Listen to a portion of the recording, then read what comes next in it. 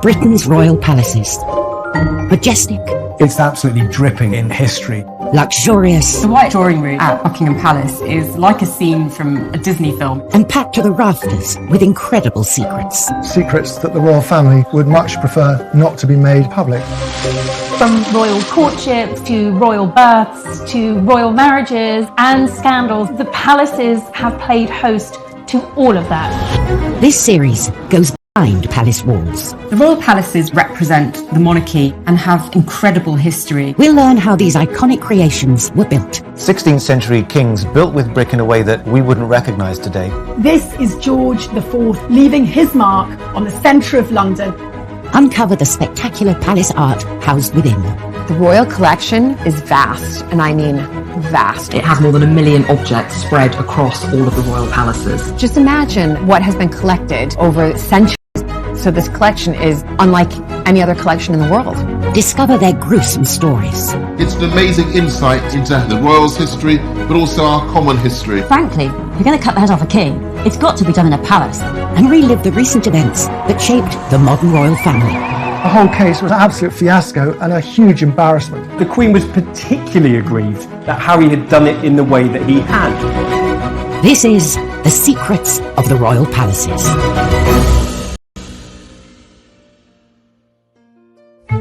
This time, we reveal the troubles behind the tribute to one of Kensington Palace's most famous residents. The sculptor has to please every single one of Princess Diana's billions of fans, but also 2 royal princes who are very used to having things done their own way. The epic story behind Windsor Castle's origins as we uncover its ancient kitchen secrets. The food that was made there has fed all kinds of illustrious figures from history. We discover hidden treasures inside a palace within a palace. I mean, this dollhouse, you actually wish that you were miniature so you could go live in it. Explore the mysteries of the strange Balmoral pyramid. We don't really know who made it, where the materials came from. It just seems to have appeared. And reveal the shocking measures taken to protect a queen in palace isolation. If you break this 16th century lockdown, you will be killed on the gallows. The United Kingdom's royal palaces have a unique power to capture the imagination. Palaces are places where big events of state, big moments in our nation's history happen. And I suppose we've all grown up with this idea of castles and fairy tales and palaces, and you want to see inside the palace walls. So when you actually do get to go inside, it's really Kensington Palace and Holyrood. The buildings themselves are amazing. There's no other country which has this incredible catalogue of its history, of this astonishing institution. One royal residence alone attracts 1.65 million visitors a year, the granddaddy of them all, Windsor Castle. While it may not be called a palace, for over 900 years this fortress has been a home from home to Britain's royalty. Windsor Castle is the largest occupied castle on the planet. I think it's just the most astonishing physical edifice, the way it sits in the landscape, the way it rises up the hill. This vast royal home comprises 951 rooms, including 225 bedrooms, and covers some 13 acres. And its look is straight out of a picture book. It's like when you grow up and you dream of castles, you can't help but think of Windsor Castle. Windsor's fairy tale look is thanks to a monarch obsessed with myths and legends, Edward III, who came to the throne in 1327. Edward modelled himself on the once and future King Arthur. We know him as a myth, but to those in the Middle Ages, he was very real. Basically, everyone thought that Windsor had been anciently founded by King Arthur, and Edward tried to capitalise on that by making it the centre of knightlyhood, of chivalry. But Windsor Castle had been neglected by the previous reign and was no Camelot. What Edward III inherited was partly burned out, it was partly in decaying, and it was badly planned. Edward set about transforming Windsor into a palace fortress on a monumental scale. But finding a workforce to build it wouldn't be easy. England was emerging from the grip of the bubonic plague. The Black Death wreaks havoc. It wipes out a third of British population, a third.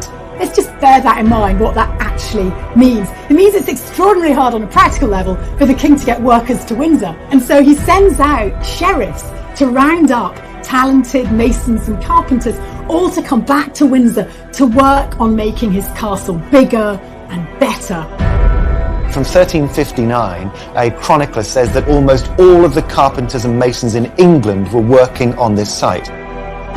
He spent £44,000 creating the basis of a revolutionary palace which had an enormous facade uniting a hall and chapel into something altogether more monumental than had gone before. By 1365, the building works were complete, standing tall at a cost of 22. By the end of his reign, he transformed Windsor into a new type of palace. It was no longer merely a castle with lodgings, it was a palace. And the upper ward had become part of a super fortress with a monumental palace at the heart of it. Every subsequent monarch has some relationship back to Windsor. It is that story of continuity after Edward III's rebuilding which makes it so remarkable. Windsor, the oldest and largest inhabited castle in the world, is still home to around 150 people. Another palace, Kensington, accommodates so many royals, both major and minor, that its family nickname is the Aunt Keep. One of Kensington's most famous and best-loved residents could soon be immortalised here. In 2017, the historic sunken garden at Kensington Palace was transformed into the White Flower Garden in celebration of the life of Princess Diana. We know that Diana was a huge fan of the gardens at Kensington Palace and would stop by after her morning jog to speak to the gardeners, particularly in the sunken garden. For Princes William and Harry, it's a special place too. William and Harry have got bittersweet memories of Kensington Palace. They loved living there with Princess Diana. She really made an effort into making it a home. And it was incredibly touching to see that Harry and Meghan chose to announce their engagement in that exact spot, a nod to Diana and her being part of their celebration. 20 years after her death sparked national mourning and a sea of flowers outside Kensington Palace, William and Harry commissioned a statue of Diana to cement her legacy, an honour almost exclusively reserved for kings and queens.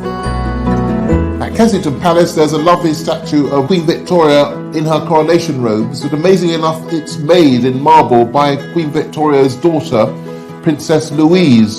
So if Diana does emerge as a statue, she'll be in very distinguished company.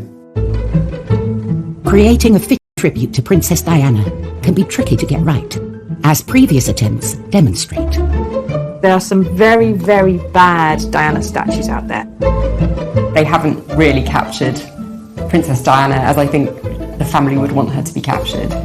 Whether they're made from marble or marzipan, from the sublime to the ridiculous.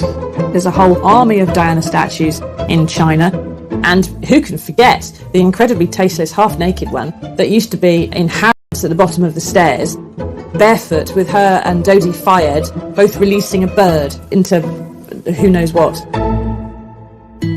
Trusted not to add to this list, renowned sculptor Ian Rank Broadley was given the commission because his design of the Queen adorned every British coin. So he is aware of how to tread the line between an authentic, genuine representation of someone and perhaps slightly flattering a royal ego or two. He's renowned for making very lifelike effigies of people, often naked, but that probably wouldn't be happening in Diana's case. It's a difficult commission because I think she's a very, very hard person to capture in a sculpture. She was so vivid. The sculptor has to please not only every single one of Princess Diana's billions of fans, but also two royal princes who are very used to having things done their own way. All this may go some way to explaining why the statue has yet to materialise. Now it's 3 years since the boys commissioned this statue. One wonders what is going on. We don't know whether the delay on the statue is it funding? Have there been second thoughts? Do the brothers disagree about the design? And is this further evidence of the fractious relationship between the two of them? The latest news is the statue might finally be unveiled in time to mark what would have been Diana's 60th birthday in 2021. She was arguably one of the most famous people ever to live at Kensington Kensington Palace, so I think it makes complete sense that you would honour her with a statue in the place that was her home.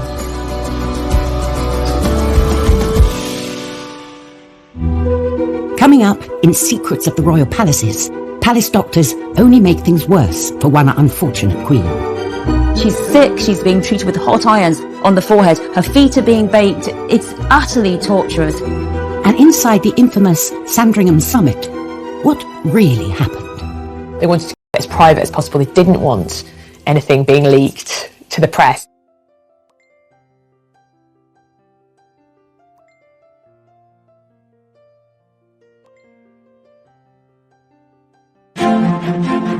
Britain's famous royal palaces, from Buckingham Palace to Holyrood, are homes, workplaces and living monuments. The royal palaces really help represent the monarchy and the stability and longevity. You have centuries of tradition, priceless artefacts, and I think we're very lucky to have them. Windsor Castle has been home to 40 monarchs and has stood for almost 1,000 years. In 1992, a devastating fire broke out, burning for 15 hours and tearing through 115 rooms. Out of the ashes came extraordinary architectural discoveries. In the Great Kitchen, a 19th century plaster and wood ceiling went up in. The archaeologists moved in and used dendrochronology, the science of dating timbers by their tree rings for the years of growth. They revealed something quite extraordinary, that this in fact was mostly original to Edward III's building. It had been there for 650 years, and all of the thousands of meals that had been prepared from then until now had been spanned by this astonishing structure. As the kitchen was restored, this medieval wooden roof was allowed to shine through. It's so impressive as a piece of engineering. It had to span a building 80 feet long by 26 feet wide, the equivalent of a great hall in most major medieval houses. It's a very innovative type of construction which allowed the central section to be lifted to let light in and soak out. This discovery makes this one of the oldest working kitchens in the world.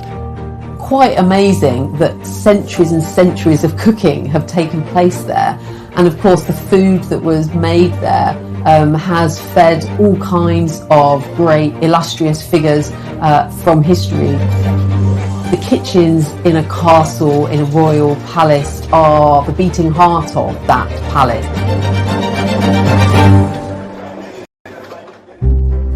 The kitchen itself measures over 2,000 square feet, and throughout history it's been surrounded by a warren of larders. The Great Kitchen was supported by the early 16th century up to around 19 kitchen offices, and these included things like the spicery, where you knew where things like cloves were, and saffron and cinnamon, if you could get it. And there were words strange to us today like acatree, which is a place where you store hunted goods, where you'd hang birds, rabbits, for example. All of these had to have different conditions for their storage and preparation, but they had to combine in such a way that the kitchen was a well-oiled engine for the delivery of food.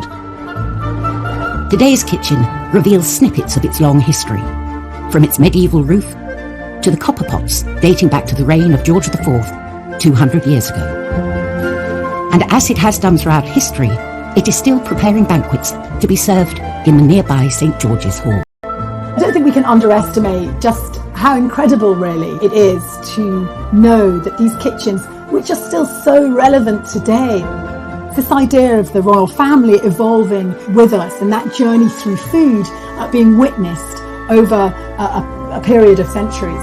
So it's staggering stuff. The Windsor Castle kitchens catered for the fairy tale wedding of Harry and Meghan, serving seasonal British food to 600 guests. The honeymoon, though, did not last long before rumours Sandringham was the venue for talks that would decide the future of the monarchy.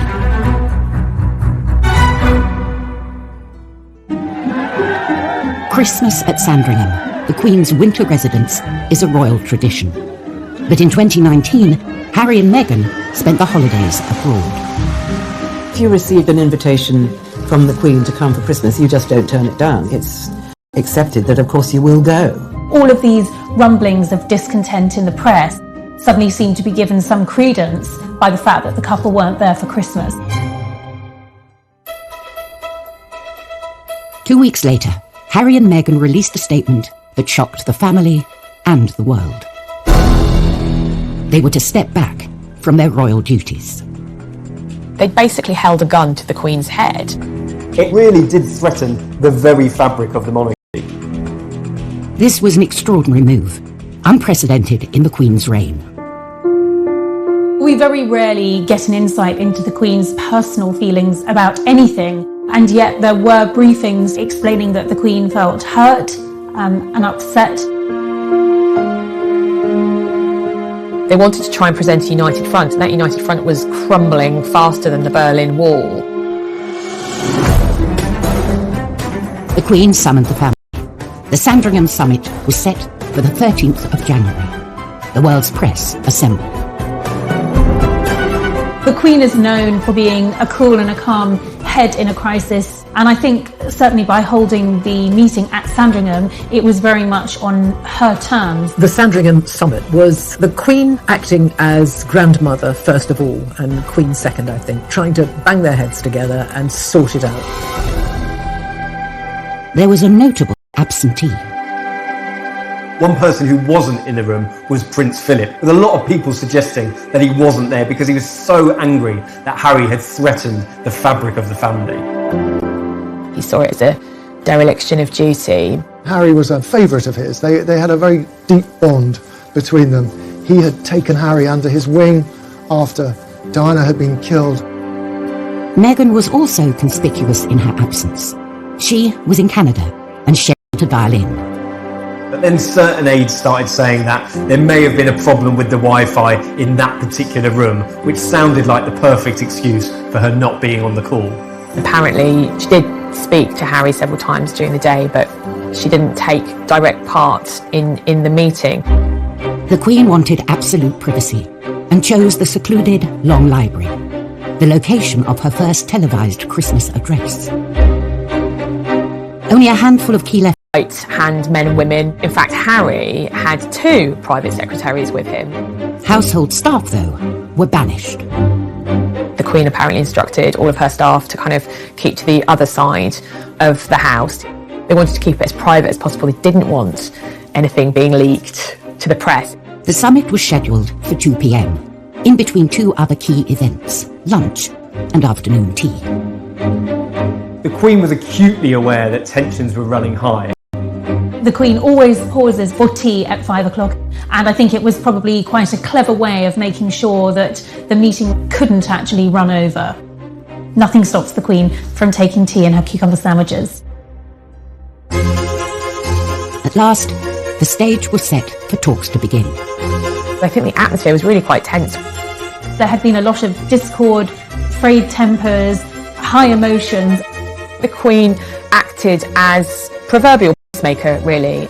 William and Harry weren't speaking to each other. Well, they had to that day. She really was trying to find a way of accommodating what Meghan and Harry wanted. Harry said, well, we want to move to North America, but we want to keep all our charities and patronages and everything going here.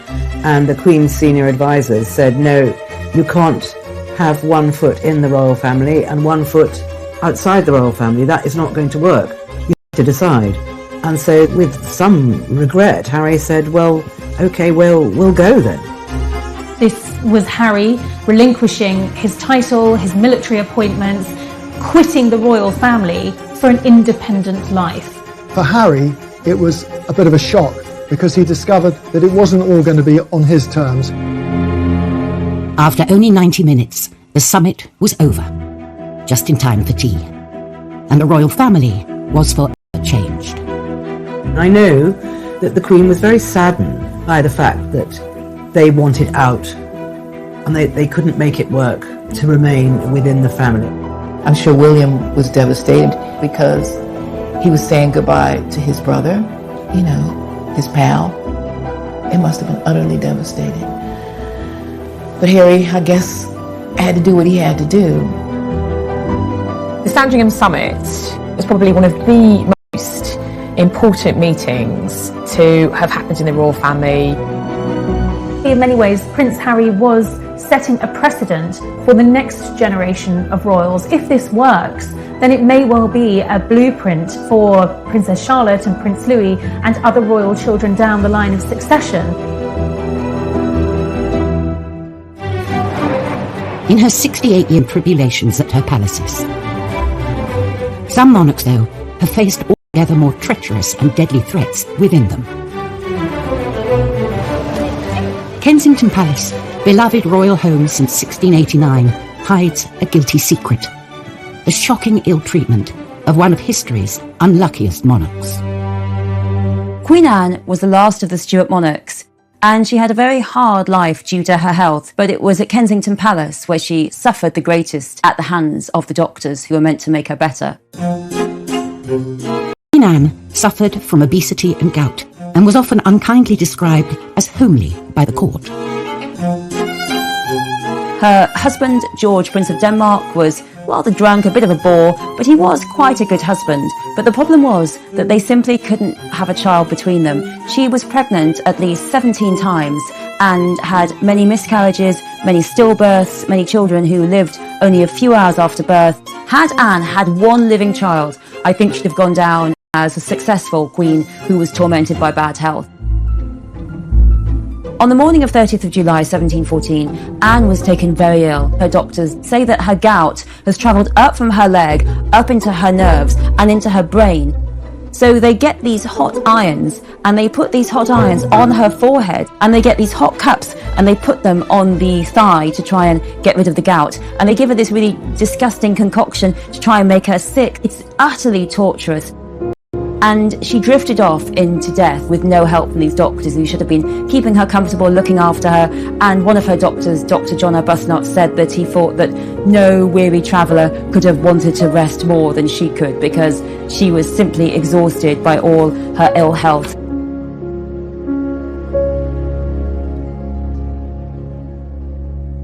Coming up on Secrets of the Royal Palaces, we reveal the luxuries inside the world's tiniest palace. There are bottles of wine and champagne that are actually filled with real wine and champagne. So just in terms of the miniature wine collection, it's probably worth a fortune. And the incredible story behind grieving Queen Victoria's monument to her lost love. To put the whole of Albert in gold was very extravagant and somewhat controversial.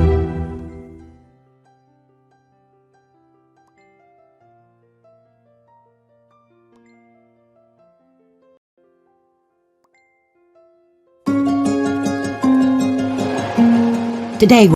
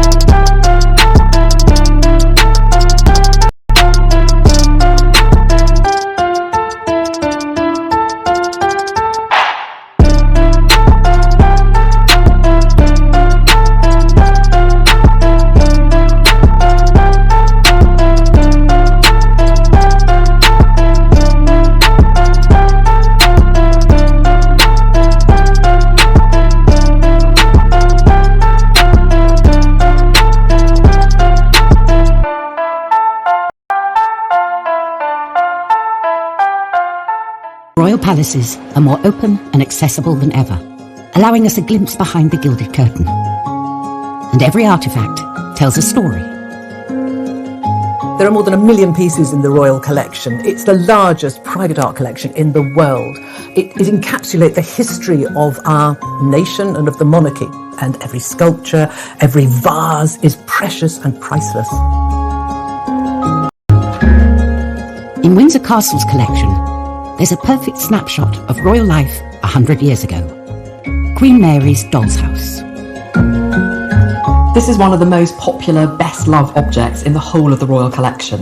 It's a doll's house version of a palace. And that might sound like something for a child to play with, but this is absolutely not a toy. Built in the 1920s, the doll's house was an inspired present from the king's cousin, Princess Mary Louise, to his wife Mary. Queen Mary really enjoyed miniatures. She loved having these teeny tiny objects that were replicated from real items but on a small scale. Showcasing contributions from 1,500 of the finest craftsmen and manufacturers of the day, this was not your average doll's house. When it's closed, it's already quite a big object. It's 5 feet tall, but when you open it up, it's completely astonishing. You almost don't know where to look first. There are more than 20 rooms. Instead of opening up from the front like a traditional doll's house does, the whole cellars, a garage, a vault, kitchens. It's simply the most spectacular doll's house anywhere in the world. Even more surprising, there's a drawer underneath that slides out with a perfect miniaturist garden inside. Each room of this idealised palace is a treasure trove. Real objects from Windsor Castle were painstakingly replicated at a 1:12 scale, including more than 700 paintings. Artists were sending in copies of paintings they knew were in the royal collection, but they're done on a 1/12 scale with all the skill you see in the original.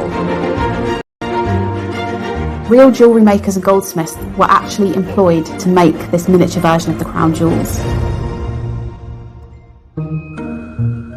The library would be the envy of any book lover. There are over 500 miniature books in the library, and these include everything from the complete works of Shakespeare to the Bible. From chandeliers and intricate woven carpets to vinyl records to doorknobs, no detail was too small. The tiny palace boasted luxury facilities the average Brit could only dream of in their own home. And they really worked. Electricity was installed throughout the house, controlled by minuscule little light switches. There was even a working lift, and there were taps that had proper hot and cold running water.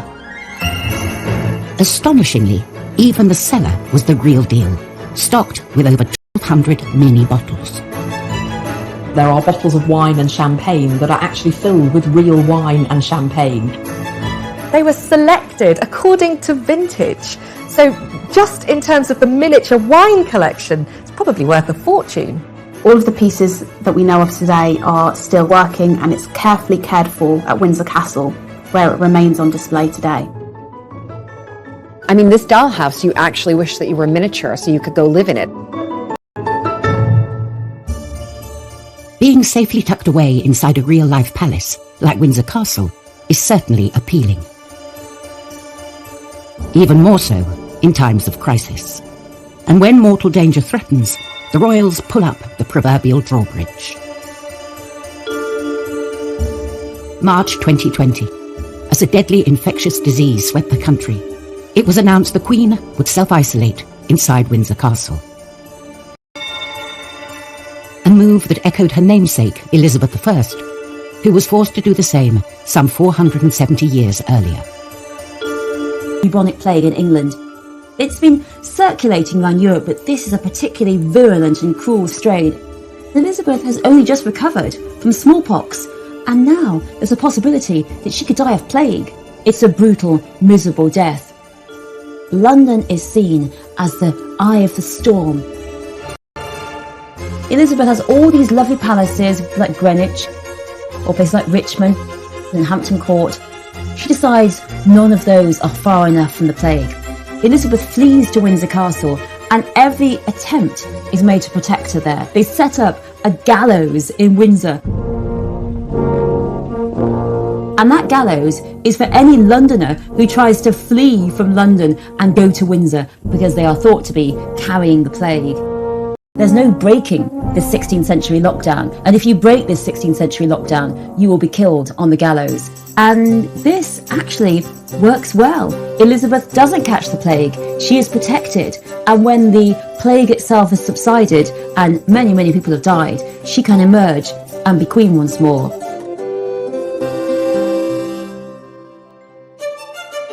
One famous monarch who lived and entertained at Windsor Castle was Queen Victoria. In 1861, her beloved Prince Albert died here and was buried in a specially built mausoleum. It was not Victoria's only memorial to him. A stone's throw from Kensington Palace, Victoria's childhood home, is a gleaming golden giant. It's very bright and golden and slightly gaudy. A monument to Victoria's love for her lost husband. The Albert Memorial is Britain's Taj Mahal. In the autumn of 1861, Prince Albert was diagnosed with typhoid and he died just a few days later. He was only 42 and, of course, Victoria was completely devastated. Thought soon turned to providing a suitable tribute for Albert. Apparently, Prince Albert left instructions that there should be no memorials to him whatsoever. So Queen Victoria obviously ignored that. This memorial would be far from humble. The Queen gave the commission to star architect of the day, George Gilbert Scott. George Gilbert Scott was a pioneer of the neo-Gothic movement.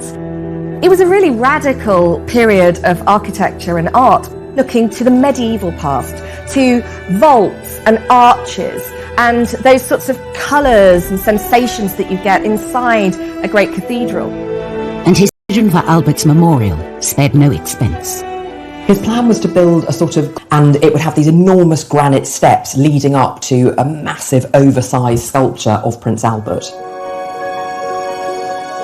This vision did not come cheap, and a major chunk of Scott's budget went on some serious bling.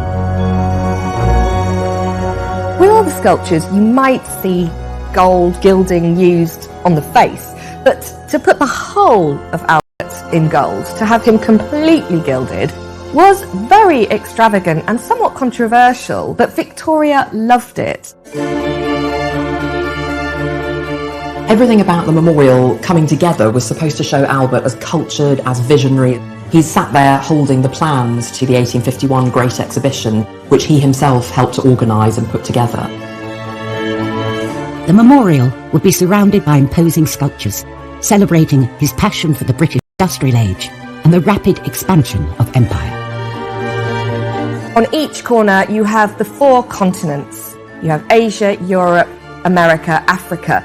Then you have monuments to really the things that Britain were founded upon: manufacturing, commerce, agriculture, and engineering. One of the most interesting things I think about the memorial is actually what lies underneath. There are 868 brick arches, which look like a sort of catacomb in a honeycomb shape. It's a complete feat of engineering and it supports this enormous set of granite steps above.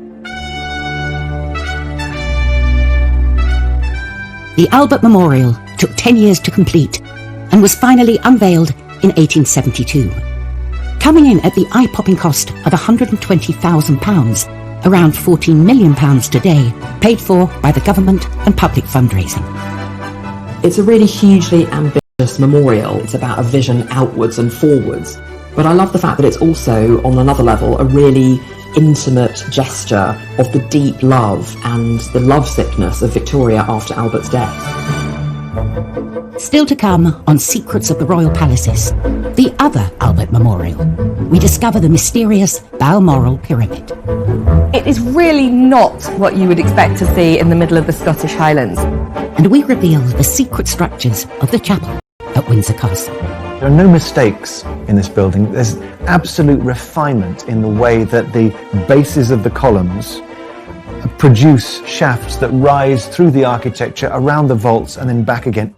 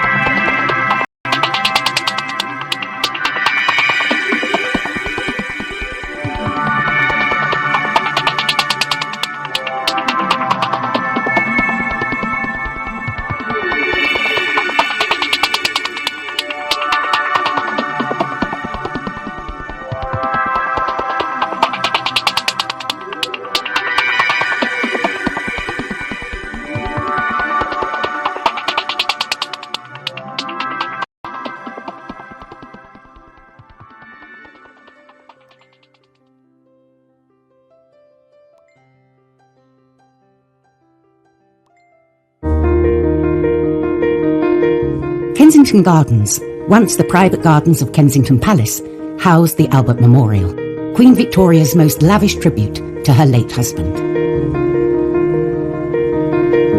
500 miles away, in the grounds of Balmoral Castle, Victoria commissioned an altogether more private and mysterious monument.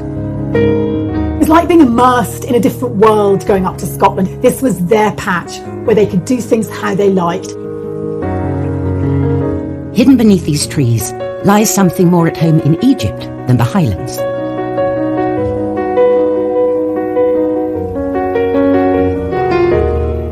A stone pyramid, so strange and so puzzling, it still raises questions today. The mystery of the Balmoral pyramid actually runs even deeper. We don't really know who made it, where the materials came from, when it was constructed exactly. It just seems to have appeared.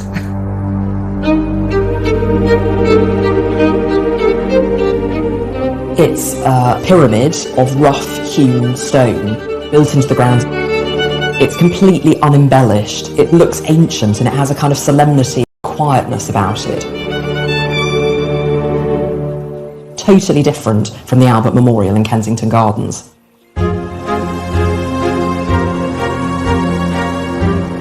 The pyramid was built from granite in 1862, but other details are shrouded in mystery. We still don't know who built it or how. The inscription reads his broken-hearted widow, Victoria R., 21st of August, 1862. I think Albert would have loved the Balmoral Memorial, probably more than the Albert Memorial in London, because it's truer to this sense of his curiosity across time. The Balmoral Pyramid is apparently inspired by traditional cairns. Interestingly, this cairn isn't the only one on the estate at Balmoral. Cairns have been used to mark burial sites in Scotland since prehistoric times. Cairns have an ancient history. It's the idea of piling up stones one upon the other as a lasting memorial, and they have a particularly strong presence in Scotland. Victoria knew this. But Albert's cairn is one of a kind. The thing that's different about the Albert one is it is very smooth. Its simplicity and its symbolism are so powerful. I think just the fact that they're located away from everybody as a place where Victoria could privately remember her husband too, there's something very powerful about that. Victoria's preoccupation with the afterlife was not unusual. Religion and monarchy are inextricably linked. A royal chapel is as important to any palace as a banqueting hall or shiny gates. All royal chapels, though, were not created equal. Within the grounds of Windsor Castle stands an extraordinary building. It's the place where the royal family mark some of the most important moments in their lives.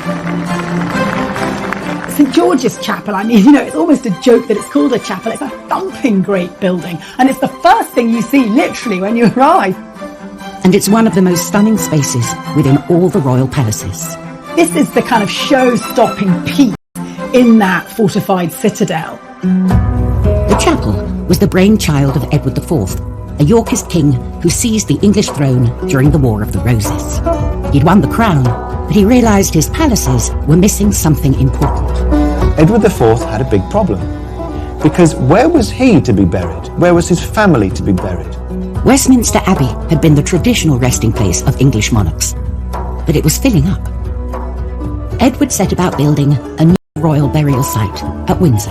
He wanted a place where he could ultimately be laid to rest, but importantly, his family, his dynasty could be commemorated. Edward died in 1483, and although he never saw St George's Chapel finished, he was the first to use it. There are no mistakes in this building. There's absolute refinement in the way that the bases of the columns produce shafts, rise through the architecture, around the vaults, and then back again. It is a work of utter refinement. It's heartbreaking in its beauty. When the stained glass glowed and when the paint was fresh, It must have been like a boiled sweet. St George's Chapel is now the burial site of 10 monarchs. For the Queen, it's a deeply personal site. Both her parents and her sister Margaret lie at rest here. But this building is more than a mausoleum. For over 500 years, it's been a place where the nation can share in the royal family's joy.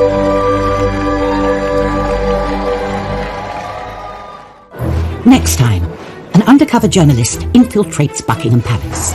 He even served the Queen and the Duke of Edinburgh their breakfast. Royal emotions run high in a family feud over Sandringham. The Queen Mother was horrified that a house that she loved might be threatened with demolition. And we uncover Windsor's own Da Vinci Code. Can you imagine the changes that might have come about had we discovered them earlier?